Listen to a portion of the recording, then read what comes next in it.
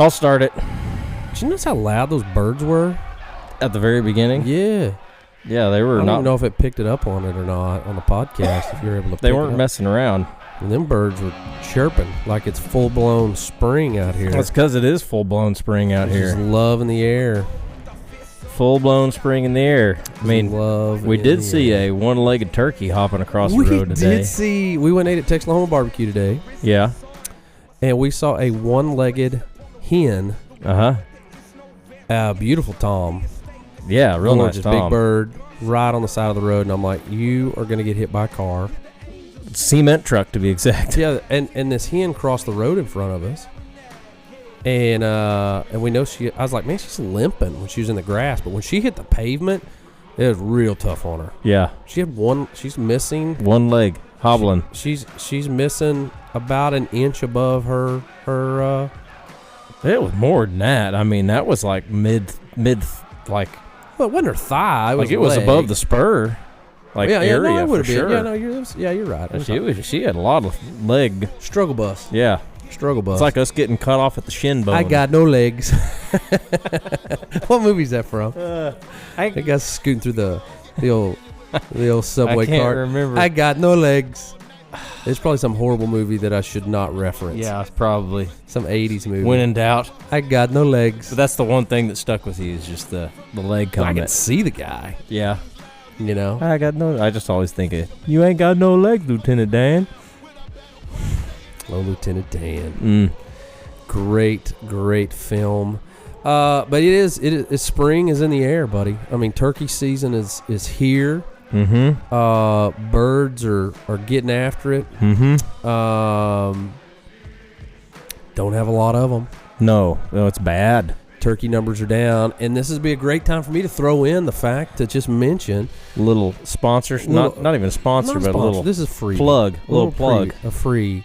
I am honored to sit on the board of directors for Turkeys for Tomorrow, organization that was formed out of really desperation of people going, man, our turkeys are in trouble. Our turkeys are in trouble. Mm-hmm. Our turkey numbers are on decline, and we need answers. And we need. There's so much research out there. We need to create things that are like, okay, what can we do to fix the problem? Action steps. And so I got involved with Turkeys for Tomorrow. For that reason, because really honestly, it started because my son Josiah came to me and said, I want to kill a turkey like Matthias. And I know you can't see it, but right above us right here is a beautiful double-bearded Rio Grande turkey that my son Matthias shot. And when you can see the wood. You can just see the wood. He's on a limb. See the limb. You're going to have to trust us. You're just going to have to trust me. Mm-hmm. Beautiful bird. And when I saw, because we saw the bird, and I worked him several times throughout the day, but he was in the middle of a wheat field with like 17 hens. Mm-hmm. Couldn't get him to leave it. Yeah, you know. So it's hard to get a bird to leave the real thing. Yeah, you know. So we decided to do the old ambush in the aspect of like, I know where they're going to roost at that evening. Yeah, and we're going to try to cut them off in between where the roost is mm-hmm. and where he was. And so we found this ditch. Literally got in a ditch. And I knew they were going to come over the hill. They're going to roost behind us, 600-700 yards. Mm-hmm. And here they come. And so the gun's laid on the ground, and we're looking uphill mm-hmm. out of this ditch. And I see all the hens coming, and then I see his fan coming. Yeah. And it was so cool. He comes up over the top. And, people ask me, say, Brad, why do you shoot them 3.5-inch turkey loads? Because they don't make a 4. Because they don't make a 4, bro. I know people now that are like, no, man, I'm going to that 410. 410 is like become the hipster turkey mm-hmm. round. Mm-hmm. All right? I'm not making fun of you. No, I'm lying. I'm making fun of you. If you shoot a 410, I'm kind of making fun of you a little bit. Mm-hmm. Okay? Like, it's fine. Do your thing. I'm shooting a 12-gauge, 3.5-inch turkey load. Yes.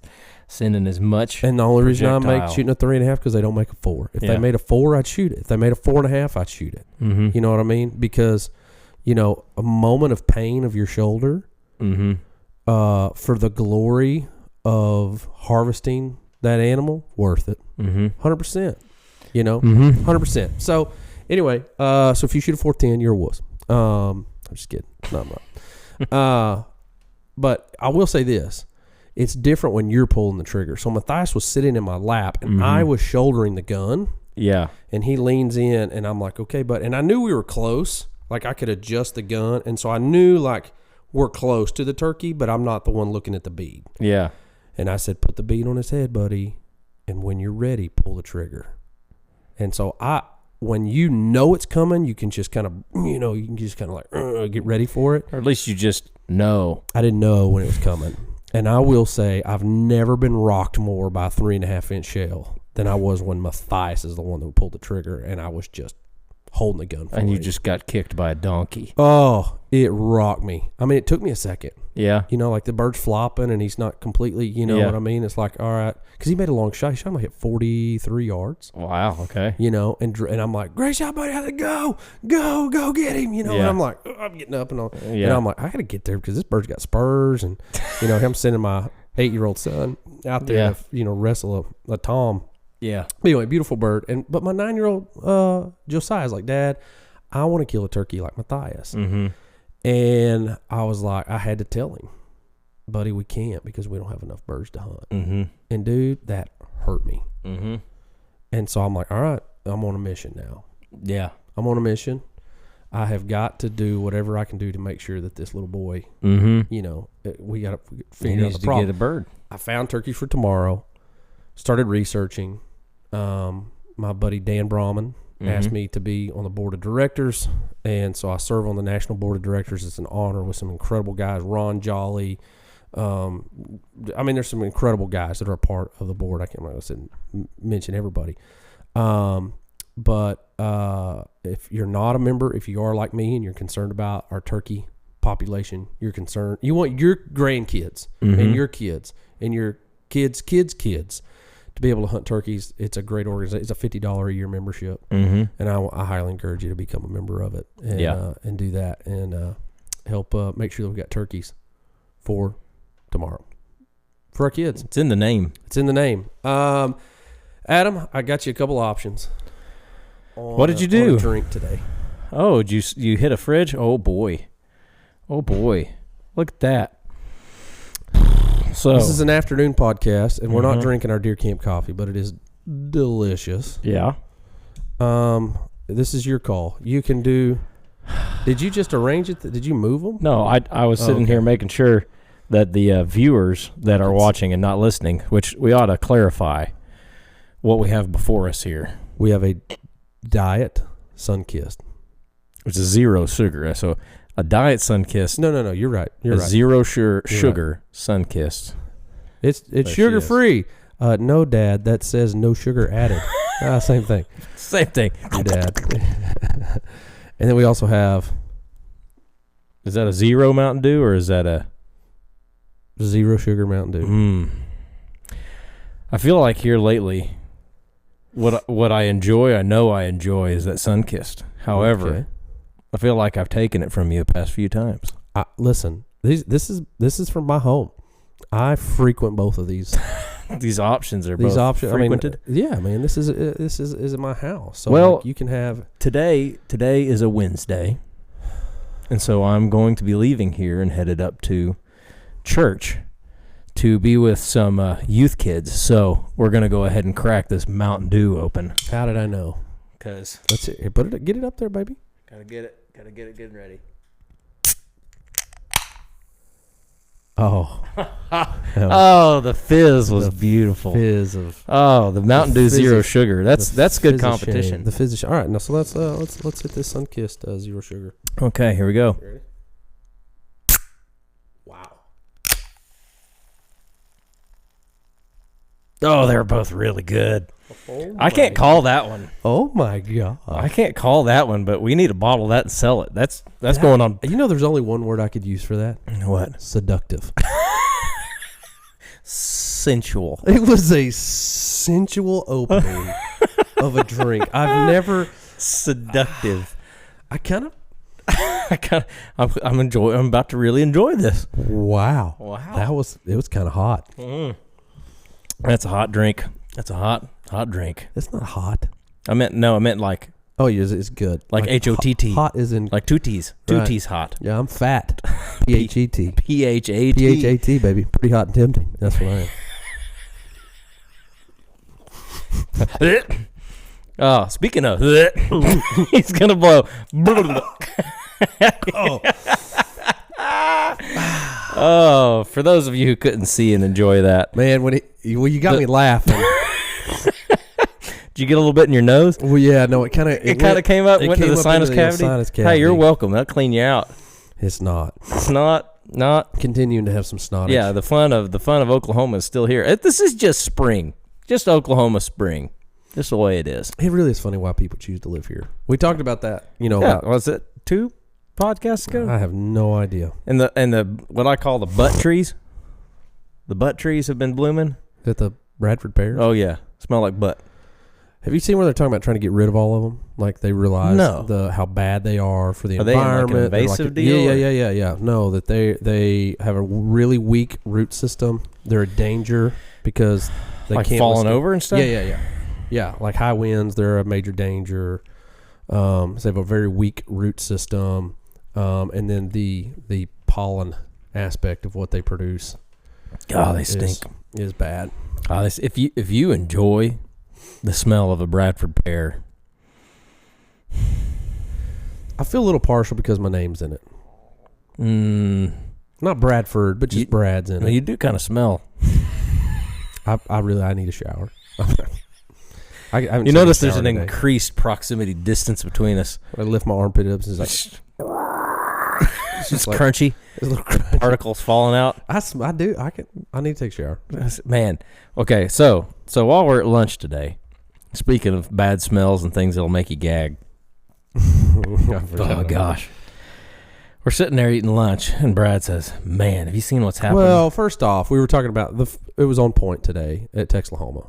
Yeah, it was good. It was good. The ribs were a little overdone. They were overdone, but not in a way. Flavorful was great. Yeah, they were flavored great, and it tasted fine.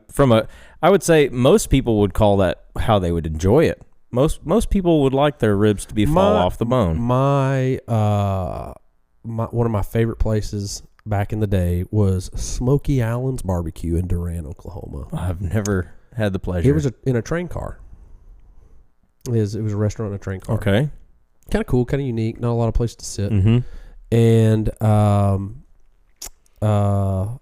we'd eat there, and it was the same. Like you grab it by the bone of the meat, which it would fall out. Yeah, it'd suck the bone out of the meat. Just full all done. Yeah, every time. Yeah. That's where I think most people would the meat falls off the bone. But what you don't know is that the competition side of things, they have to see the bite or whatever. So, yeah, they want to see it. Which I've come to enjoy that. Maybe that's a little highfalutin of me, but I mean today they were really good.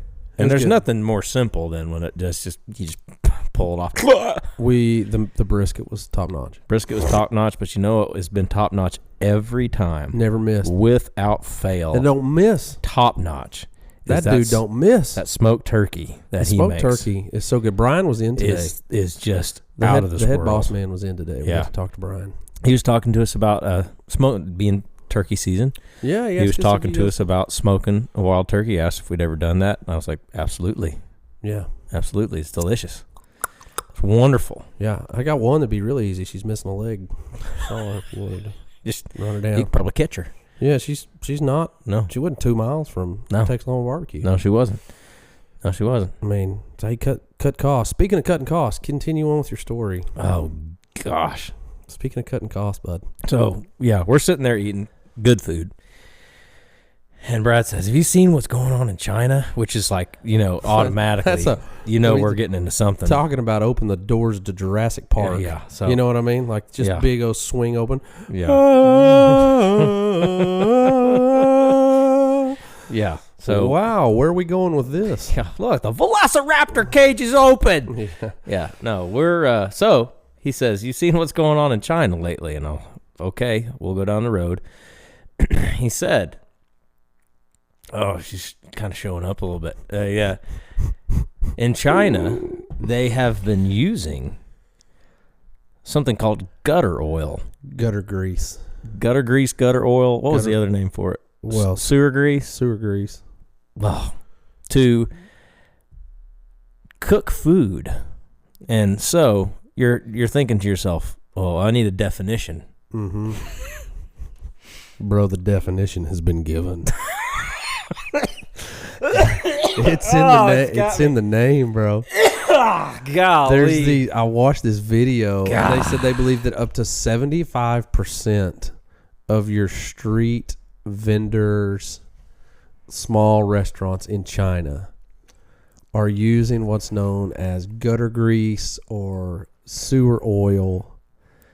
And what they're doing, because it's free, oh gosh, is that they're opening the manholes to the sewer in the grease film, getting that skim layer, baby. That skim layer on top. That's that stuff you take off the top of the chili. Try to keep it to where it doesn't give you as bad as heartburn. You know what it really looks like? I didn't see it yet. The people that have lactose intolerance. Oh no. Oh no. Just that real frothy. Oh. That real froth. Like you eat way too much dairy, and when you poop, it's just super frothy. It's like a McCafe. Oh, it's like a McCafe that you left sitting in your vehicle overnight, and you go pour it out, and it's separated. The curds have separated from the whey. It's the froth on the top. It's a moisturizer. That's what, when they take off that lid, and it's just this brownish, greenish, yellowish filth. That's the word you're looking for. Doodoo brown grease. And they're using ladles. Ladles, I mean. Ladles. I was thinking of addle-ladle. An addle-ladle. They're hunting in the sewer grease traps with the addle-laddles. Prehistoric. They're dipping in and like putting it into buckets and then going and putting it in their fryers. Oh, my gosh.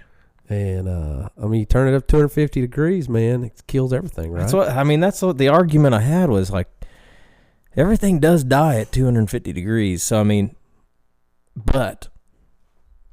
No pun intended. I mean, times are tough over there in the East, because that's a rough place to be in life when you're having to fry your food in your doo-doo.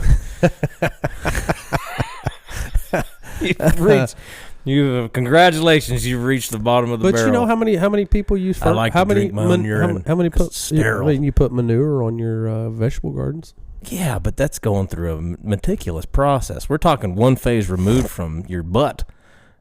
We're going, but I mean, you might as well like to get yourself an avocado press, take a dump into a bucket, and throw that junk in the press and squeeze the oil out and just go for it round two.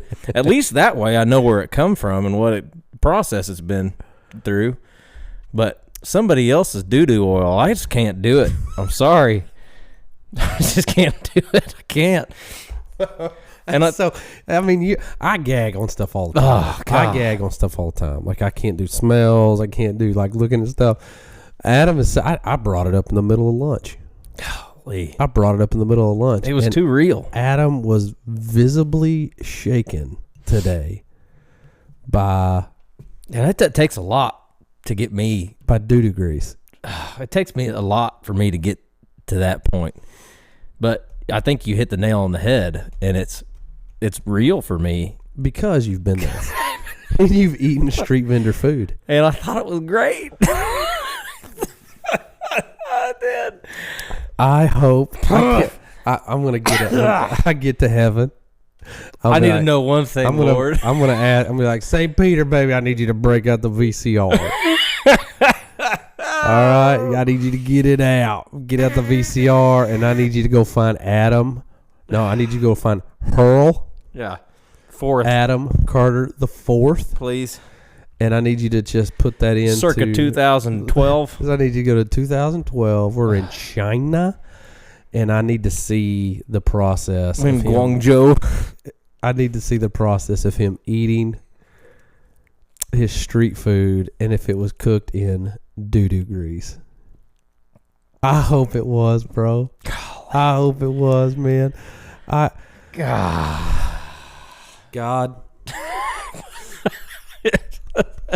You took my father from me. My stepdad and my mom. All right. Oh, gosh. All right, I'm going to throw up. grant me this. It's one thing I ask. It's one thing, Lord. It's one thing I ask. Would you please let If Adam have eaten? Could see Adam eat doodoo grease. Could you please, Lord, make it so that Adam ate some chicken that was cooked in doodoo grease in China? All right. Amen. Maybe I'll be blessed with the answer to that one. I tell you what, when I was there, I did eat some of the meanest chicken legs I ever ate in my life. Well, it wasn't a turkey leg because she didn't have one. No, it wasn't a turkey leg. But that thing, we got him, and our guy was like, la jiao, which is spicy. You bet it was. La jiao. You bet it was spicy. Spicy because it was some spice that came out of some other guy's butt. That's why. Over by the Indian food place in China. Processed by, golly. All right, what else we talking about today? It had a little curry smell, but it wasn't cooked in curry. A little funk. Yes. Gah. Jeez. That's great. This is ping curry. Came out of ping. Yeah. I've never heard of that kind. He's just waving at you from the back. The ping special. Oh, gosh. That's wonderful. If we ever get to a point where we're having to fry our French fries in doodoo oil, I'll make a pact that I'll just kill you, okay? We'll just together. We'll do it together. Put our heads together. Make sure we use a big enough shot. I don't have to have that much fried food. I'm just if that's where we've landed, where we've got no other option but to fry our food in doodoo oil. It's time. We're leaving. We got better places to be. Yeah, we'll just get some matching tracksuits and just go out. You know what I mean? Find us. There's a cult. Something happened here. Yeah. Somebody look for the Kool-Aid. And we just wrote on the whiteboard right here. It just says no doo-doo grease. We refuse the doo-doo grease. It's like I ain't eating bugs. You know what, Adam? It's the same thing. Can you believe people need this? No. We're 22 minutes into this. And that's all we've talked about. This crap, no pun intended. There we go. This just big pile of doo-doo grease. I hope it's informative. I hope maybe you could appreciate something in your life today. A little bit of the fact that you got to eat some French fries today, not cooked in poop oil. Are French fries a thing in China? I mean, it's American food. Yeah, it's not like out in the boondocks of right. Like when we were out we didn't eat anything fried until we got into like a city. Like that was kind of a street deal, which is even more fitting because the doo-doo grease was not available. So they didn't have sewers. They didn't have sewers to let it marinate. But there was a house because there is a marination process for that separation to happen. Yeah, right? There is. It's all about the diet that the consumer's eating as well, I would assume. So if they're not eating a very oily diet, then you're not going to have a lot of doo-doo grease. I mean, when you think about it, so that's why the commodity in the city, it's recycling. They're just more. It's essentially the same as people that are converting their vehicles to run on vegetable oil. Which we're converting our bodies to run on doo-doo. Which that's not even a conversion process. Like doo-doo oil. Like that 7.3 out there. If I took that thing and had some strained vegetable oil, poured it in there, it'd run. There's guys on YouTube, I watched it. I was like, they're onto something. They said the only problem is you drive around smelling like a French fry. Can we try it? Wouldn't hurt. I mean, take a free tank of gas, free tank of diesel. I would love to see it. Yeah, there's a guy on YouTube. He literally he goes around to Chinese restaurants. He goes around to Chinese restaurants and asks them if he can have their grease they're throwing out, and he fills up these big jugs and he takes them and he strains them through 3 filters. From what you know from Cliff, our friend Cliff likes it, and a guy that he sells animals to. Raccoons, possums, pigs, coyotes, who is doing meat processing. Yeah. He's not asking questions, but there's a guy that's buying these animals from him that he's trapping. Oriental man. Let's say that. From what you know about that to what you learned today, does it in any at all affect your walking into a Chinese food restaurant? Mm-hmm. But you combine it all because you learned something today. It was a new aspect that was learned today. No, I didn't think so. I didn't think it would. Like, what you know what I thought of first? What's that? Would you not eat at Speedy Walk again? Well, technically, I can't eat at Speedy Walk anymore. Why not? Well, yeah.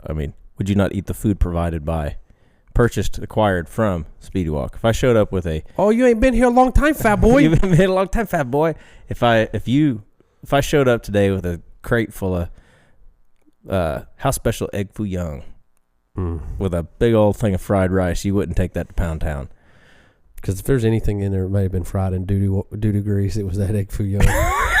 You know what I mean? Some house special. Mr. Ping make the egg foo young. Yeah. Oh. Yeah, that's one of my favorite praise. I walked in there. What a flavor. What a flavor. It's got a tinge of. Oh gosh, I'm not going there. But we went to Speedy Walk the other day for we had my birthday stuff at Susie's house, my mother-in-law's house in Oklahoma City, because she lives right behind Putnam North. Yeah, over there. So we're close. And she's like, "What do you guys want?" And so I was like, "We're gonna get Chinese food. That's what we're gonna do." So we got a big old to-go deal of Speedy Walk, and it was wonderful. But I went to pick it up, and I walked in, and she like did a double take. Oh, was it the lady? Oh yeah. And I've been there probably twice since, and she goes, "Long time no see." And I was like, "Yeah, we moved away." And she's like, "Oh, where you move?" Wellston. And she's like, "Oh, Wellston." I said, "It's up the turnpike." And she goes, "Oh yeah, you missed the exit. You go Wellston." I was like, true. You know where it is. Yeah, that's right. If you missed the exit, you got to go to Wellston. And so then her husband heard him talking, and he came out and he was like, "Oh yeah." Him and I always talk about fishing. Like that dude. Yeah, he's a fisherman. He either is in that restaurant cooking, or he's out fishing you know somewhere. Who else is like that? Are the people that own Cantons? The owners. Yeah. Like, they love to fish. William, man, that guy time. fish. Love to fish. Golly, I haven't had that in a minute. In a hot minute. Anyway, Adam, tell people how they can find you. Yeah. Let's go to Cantons. Yeah, we're gonna go get some egg rolls. Golly. Bomb.com. Baby. So we had our banquet. Yeah. We just had our ministries banquet, our annual Final Descent Outdoors banquet, going to support As You Are Going Ministries, the ministry behind As You're Going, the As You're Going Ministries, the ministry behind Final Descent Outdoors. And we had a great crowd. Yeah, there was a bunch of people. We had a great crowd. Had a little crew from Wilson show up. I know. We had crew from Kaysen and them. They brought 30 people. Did you know that my uncle knew so many of those Elk City guys because he was a worship guy in Elk City for a long time? Like they walked in and they knew each other, like started catching up. No way. Yeah. Really? Yeah, really. That's cool. Man, look at us. Just bringing people together. Reuniting. But anyway, we had our banquet. Had a great turnout. 250 people probably in the room. Great turnout. I want to thank everybody that came out and supported us. Thanks everybody that made donations. People that bought stuff. Live auction, silent auction. It was good. It was a good night, man. It was a really good night. Stuff went stinking cheap. Yep. Cheap. Yeah. And then some stuff did really well. Our friends Okie Hides. Yeah. Donated a blind. And we did a really stupid thing. Can you believe we auctioned off somebody to be a guest? Again. Host of an episode. I never even saw who won. No, I know. So the guy who won it is an associate pastor of a church in Piedmont. Has reached out to me. Really? Uh-huh. And he's a bird dog guy. Really? Raises bird dogs. Yeah. Huh. And I was like, man, this is going to be great. Like, we'll go out and do like a bird dog thing with him, bring the JTSs, and, like, it'd be cool. Yeah. It'll be that's great. Hilarious. That'll be awesome. Like, we'll have him as a part of the... Who'd have thought? I know, isn't that great? Which reminds me, I need to text that guy back. He texted me like 2 days ago and I haven't texted him back. So yeah. I got to do that. Mental note. What episode is he going to be on? I don't know. We got to figure it out. It's either going to be like right now or like September, like towards the end of doing them. Yeah. Because he's like, I'll get birds again in September. And so maybe then. I don't know. Yeah. Because that'd be like episodes 11, 12, 13, somewhere in there. Mm-hmm. So we got to figure that out. But then we also auctioned off a guest podcast. What? Yeah. I didn't hear that. I Did must you know have went to the bathroom. it was a silent auction. Oh, that's what it is. Okay. So who won that one? I have no idea. I have no idea who won it. They haven't called me yet. That's funny. I know. I wonder what it went for. Like $10. $4.23. $4. Somebody paid to be a guest on the podcast. We're over here asking neighbors to walk across the street. Frankie! We just need a guest. Someone come, please. Someone come talk to us. Someone please show up. Do you get to see like our numbers, like who's all watching and stuff? Like who? I don't get to see. Or not who, but like just numbers, quantities, like how we're doing. How are we doing? I mean, it fluctuates, but we've had. I mean, several of them are well over 5,000. That's 12,000. We've had bizarre. Over 5,000 people download a podcast. That's bizarre. That's a lot of people. That don't even make sense. It kind of makes me feel bad for talking about Doodoo Oil. talking about cooking food in China with Doodoo Oil. Anyway, people need it, bud. People need this. This is, if you're like, I really like the silly podcast, because the past couple podcasts were more, we talked a lot more in depth on some stuff, which I'm sure this will swing its way there anyway, but I don't know, violently swing from Doodoo Oil to talking about the Lord and his divine scriptures. But now we're going to talk about eschatology. Who's ready? Let's talk about, who wants to talk about eschatology? Yeah. Let's talk some end times. Are you a millennialist or a premillennialist? You an old world or new world guy? Speaking of which, we talked about we need to plan our Noah's Ark trip. Yeah, we talked about doing that, going and seeing. I want to go do that. I just keep hearing more good things. Yeah, about it. We've talked about building one, because surely God's going to end it again, right? Yeah, at some point. Oh, you meant go to the one. Yes. I thought we were talking about building one. Yeah, together. No, I think that would. Oh yeah, God probably the rainbow. Yeah, the rainbow thing that kind of ruled that one out. It's not gonna flood it. Maybe it's like a half flood. Half flood, a flood of lava and flames. Which I don't know if we ever talked about this before, but when Noah built the ark, it had never rained before. Yeah. And so can you imagine people watching him and his family build a giant boat on dry land, not even close to water? Mm-hmm. Like not, like, oh, it's on the shore and they're going to, figure out a way to drag it in. No. Mm-mm. And so can you imagine people are like, hey, Noah. How many years did he build it for? Man, a lot. Was it 100? I don't know. I forgot. A lot. A lot of years. A lot of years. A lifetime's worth of years. Yeah, building the ark. People thinking you're just insane because it's never rained. Yeah. And then it rains. Ta-da. And everybody was like, oh, can we get a ride? And he was like, nope. The Lord was like, done.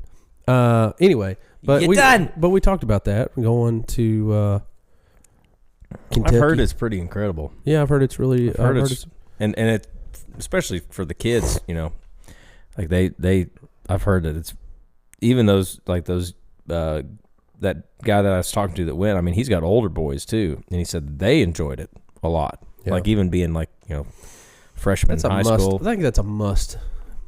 As a believer family of kids, I think it's kind of a must. You need to make you get to see the scale model of it. You get to experience it's just exactly like I would equate it to when we went down to Goddard and you see that dinosaur. Oh.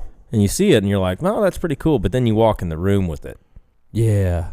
And the scale that changes. And he ain't even the biggest one. No. You know what I mean? Like it's a female, isn't it? I don't know. I don't know how you tell. I think he said it was a female, Ankylosaurus or whatever. Yeah. But it's incredible. It changes you when you're like, whoa. It's a relative of the T-Rex, but it's not as big as a T-Rex because it's such a big animal. Mm-hmm. It's giant. It's just nuts to think that. Golly, could you? I mean, we've talked about that so many times. You just could imagine just talk about hunting, just wetting your pants, just seeing that. Oh gosh, it's like we're done. Smart girl, clever girl. That's what he said. Clever girl. Clever girl. Mm-hmm. Yeah, it's kind of had a little. This Doodoo Grease episode's had a little bit of a Jurassic Park feel to it. There's a second mention of dinosaurs. Got all things for all the people. It does have all the things for all the people. Speaking of which, John Wick 4 is out.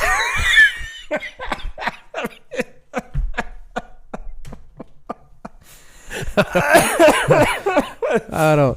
Have you watched any of the Wick movies? Oh, I don't know if I didn't realize there were 4. I think this is the 4th one. It's in the theaters. I know I've seen at least one of them. Let's go get egg rolls and go watch John Wick 4. I've never heard of a fatter thing in my entire life. Hey, you want to go get some egg rolls and watch John Wick? I'm down. I'm down. I got no plans. They're crazy movies. I know that much. I don't know if I've ever watched one. I don't know if I've seen a whole one or if I've seen clips or I don't know what I've. You know who's obsessed with them? Cal. I thought you were about to say Frankie. Probably.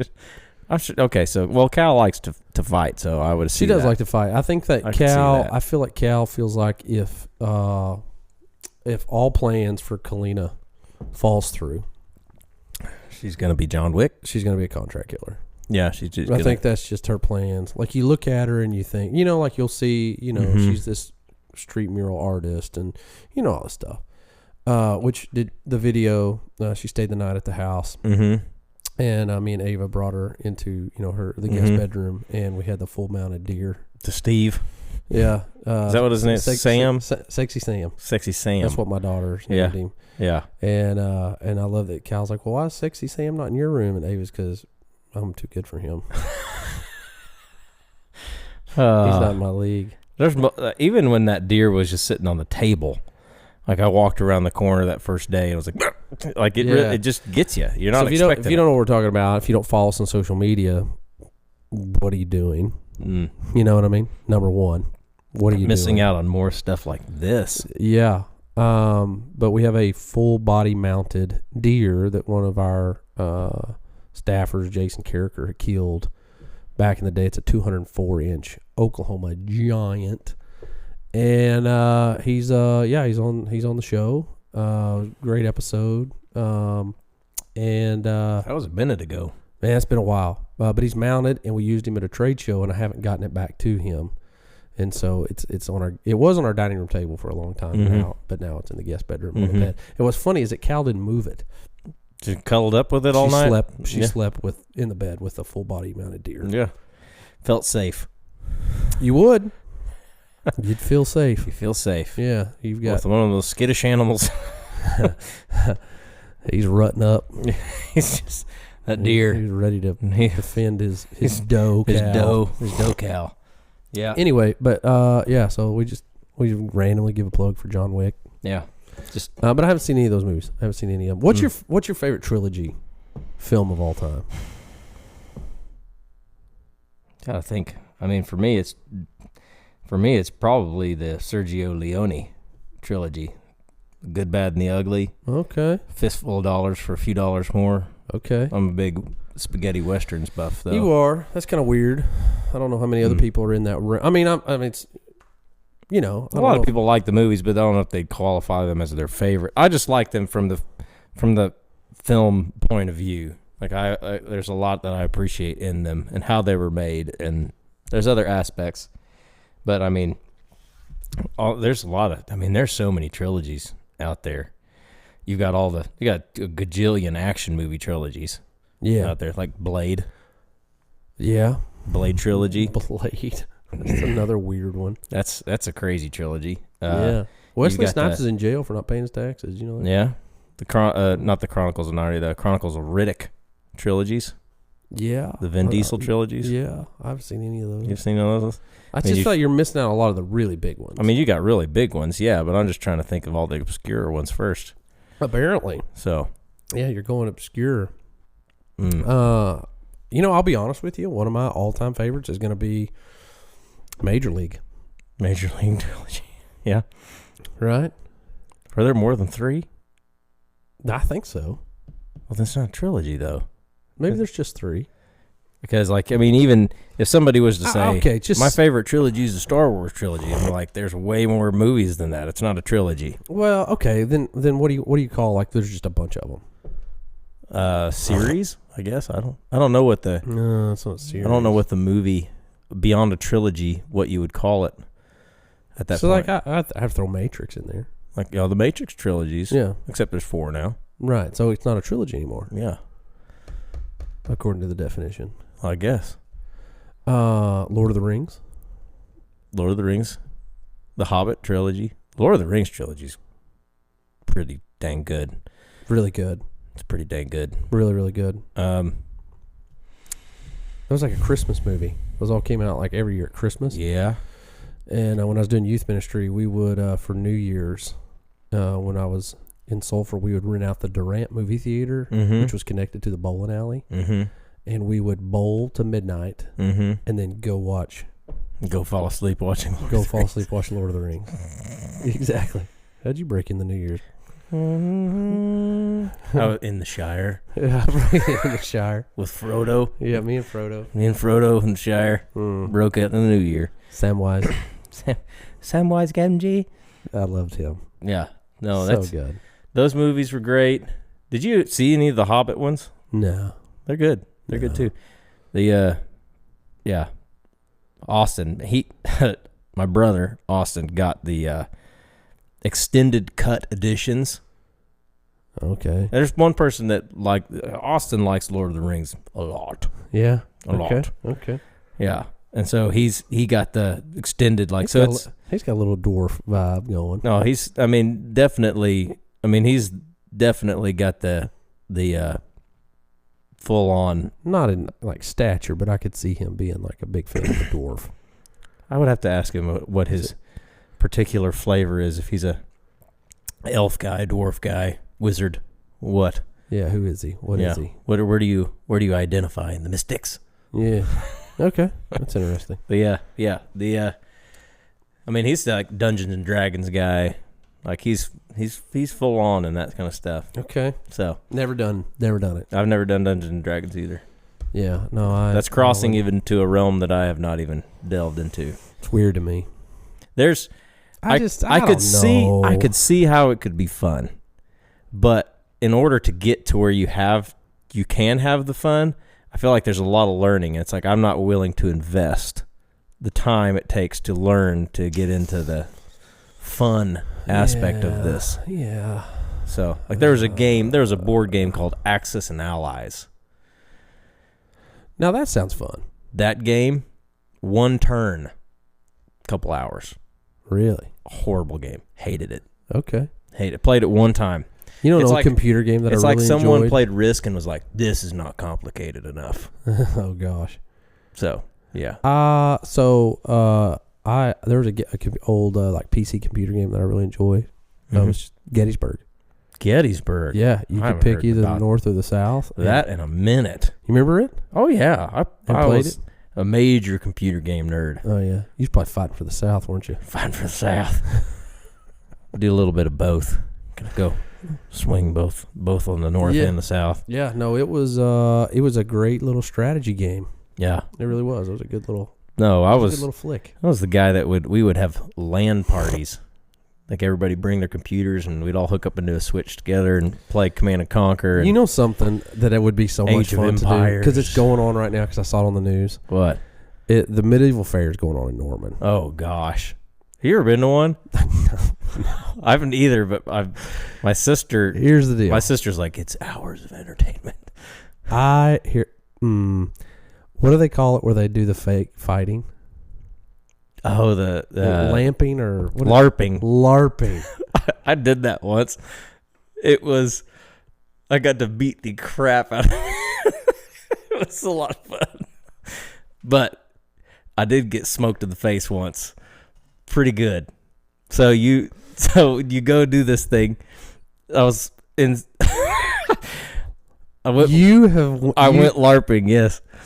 So I had a friend, and he was like, "We want to go do this," and I was like, "That sounds like the stupidest thing I've ever heard in my entire life." But I was like, "You know what? You can't knock it until you try it." So I went. No, bro, you can. And I had a sword that was made of a like dowel rod, but it had like a pool noodle on it. So if I hit you with it, It's not going to feel good. No, It's not going to feel good. Mm-mm. So we get out there, and they draw the battle lines up, and there's a bunch of people out there. And there's some big dudes, like guys that are like super into it. Like imagine like a big, like hulked out, like powerlifting guy out there wearing a kilt with a battle axe. And you're like, not going that way. And he's like, they're just into it, you know? And they get out there and they have like, what I was going to say, because I feel like I would have athletic superiority. You think that, or you get out there and you see some of these guys and you're like, maybe there's other guys right. that felt the same thing that I did, because I'm like, I just feel like by the videos that I've seen of these people in the park, yeah, that are larping, and I went, it would be just the overall just athleticism,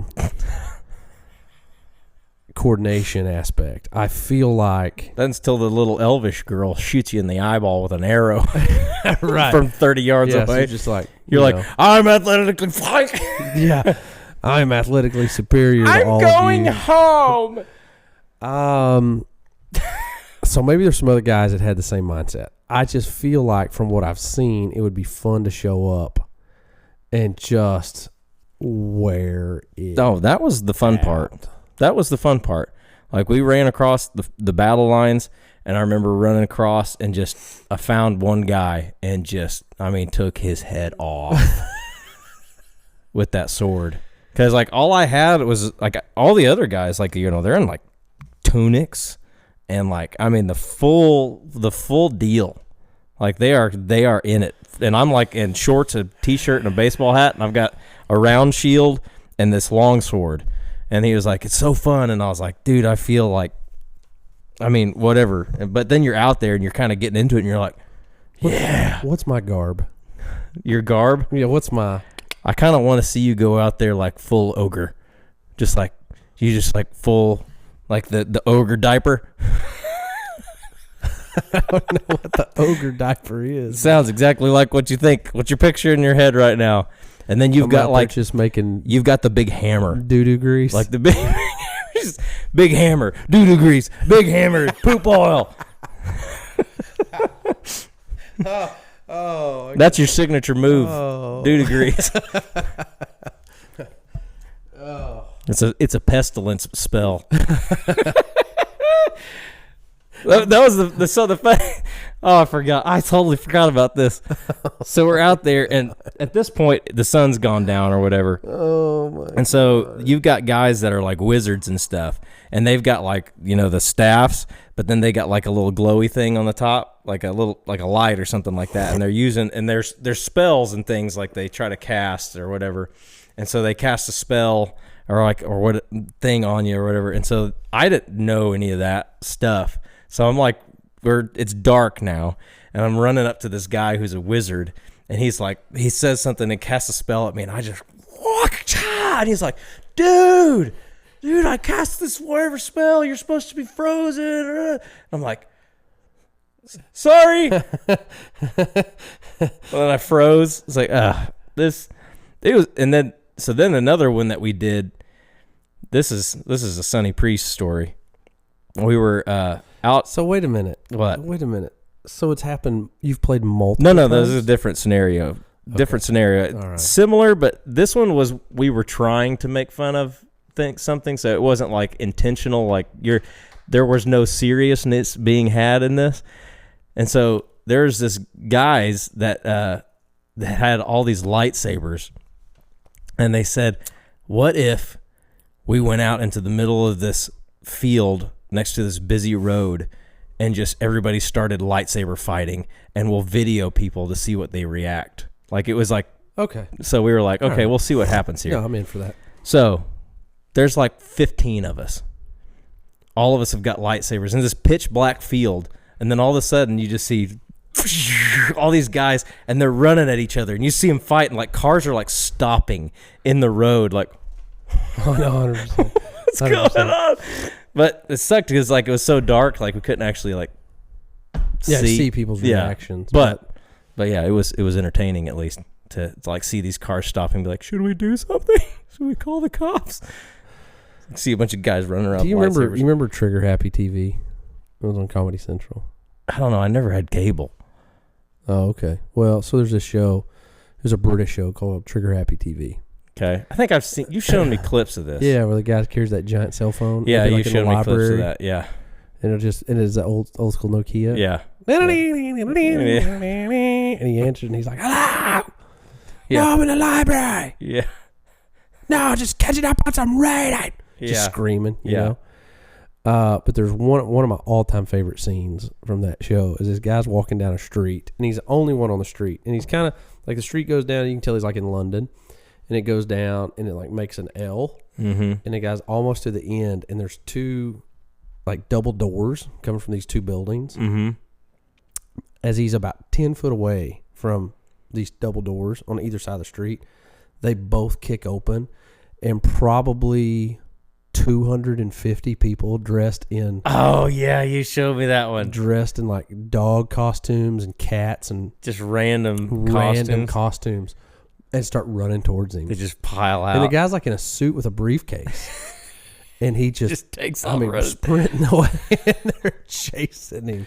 Oh, yeah, I remember that one. Can you imagine? And they did stuff you can't get away with today. Oh, no. There's one, they're filming outside of like this Italian restaurant, and they're filming through the front window, and a guy's got a plate. He's sitting at a table by himself at the front of this restaurant. But they're filming from outside, like across the street.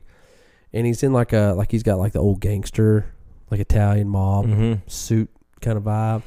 And this guy wearing another suit with a top hat, or not a top hat, but like the suit, hat, the whole thing, comes into the restaurant. The guy's eating this plate of spaghetti, pulls a gun out, and assassinates him. Are you kidding me? In the restaurant? And the guy just like falls face first into the spaghetti. Oh my gosh. And like the guy runs out of the store.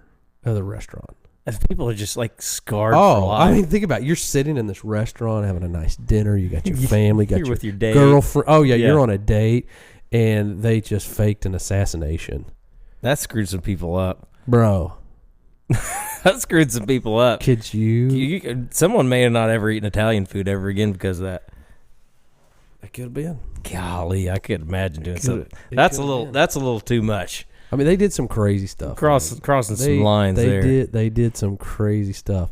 But they did, it was just these just random things that they would do. Like a guy's in a snail costume, giant snail costume, goes to a crosswalk. Like he walks up to the crosswalk and he waits for it to turn. And when it turns, he takes 2 steps into it, goes down and just starts to crawl. Yeah. Across, and all these cars are having to wait on him as he snails across. That's things you just can't do anymore. No, man. No.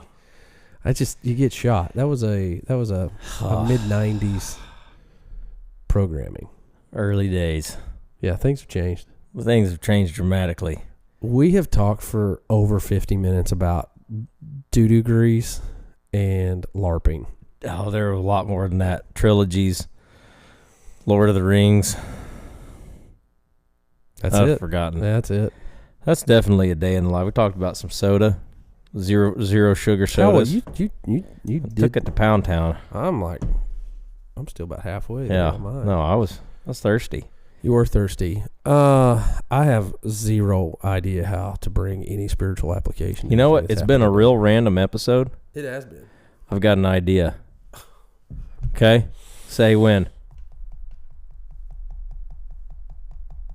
When?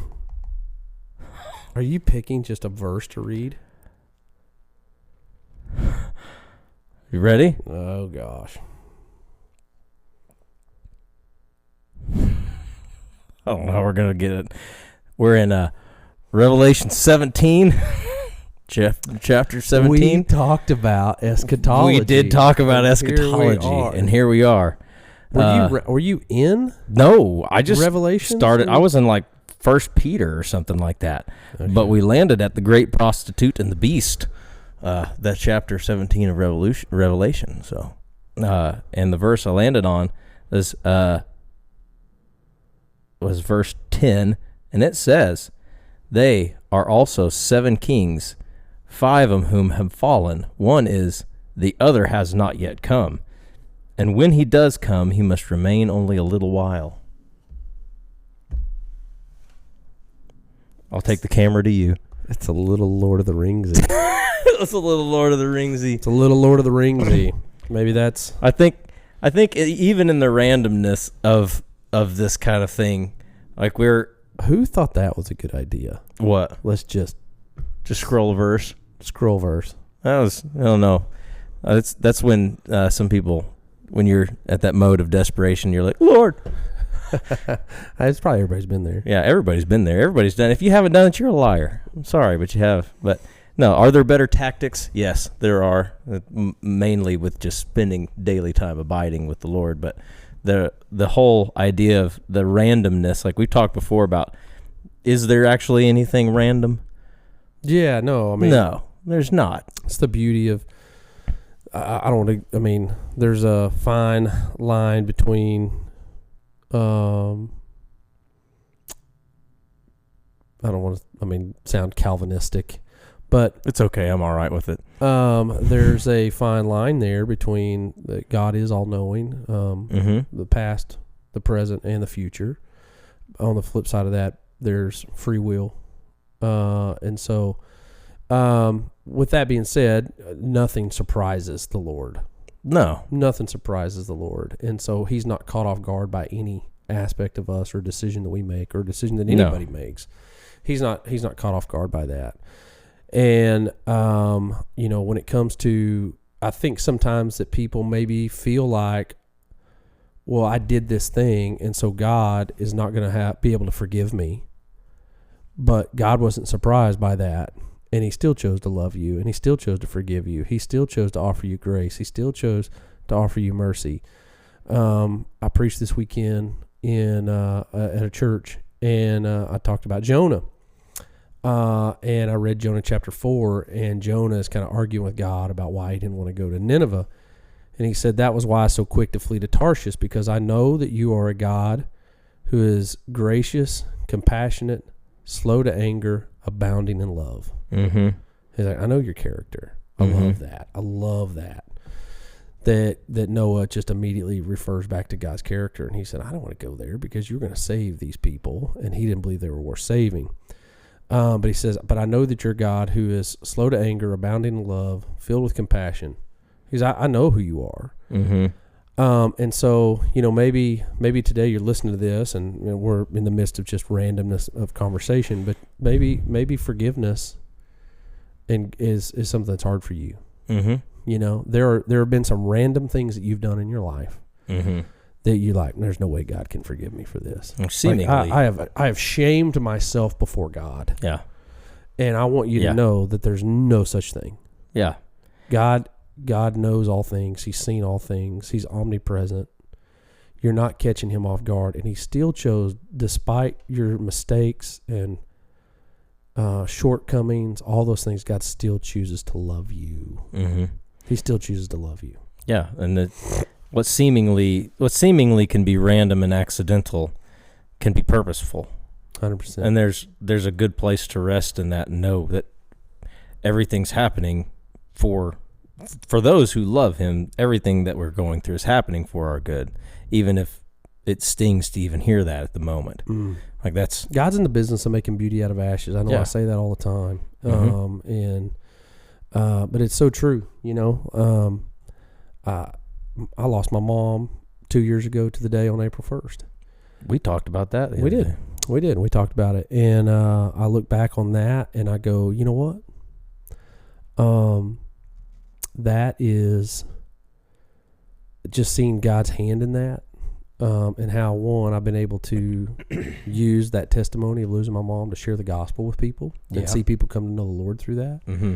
But then being able to minister to people who are hurting or going through similar situations as well. Yeah, God's in the business of bringing beauty out of ashes. Yeah, and he doesn't waste a hurt. He doesn't waste a hurt, man. God doesn't waste a hurt. That's a good word. No, he doesn't waste a hurt. He's going to continue to use those situations that we're all in and perpetuate his glory. Like that's the reason that we're going through anything that we're going through. Yeah. However seemingly random it may be, it's often the randomness to us in my life, the things that seem to be random to me that I end up finding with purpose later, those were instances where the randomness was me not actually looking with my Jesus glasses on. I was not tuned in. I was only seeing this front-facing thing, but not looking at like this seemingly random thing. How are you going to use this now? Yeah. Like, what are you doing with this thing? Instead of saying, God, what are you doing? It's God, what are you doing with this? Right. Like, how are we using this now for your glory and my benefit? Right. Like, what are we doing?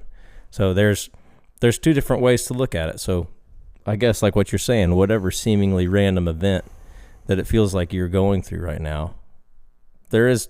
I mean, I firmly believe that there's no random.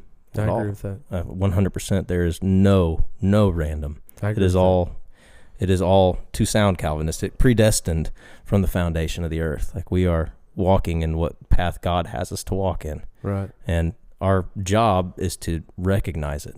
So like, there was a lesson last Sunday morning in our Sunday school youth group stuff, and they had this practical lesson. They said, you guys, I want you to listen to me whisper. And I whispered, and I was like, what did I say? And they said exactly what I said to them.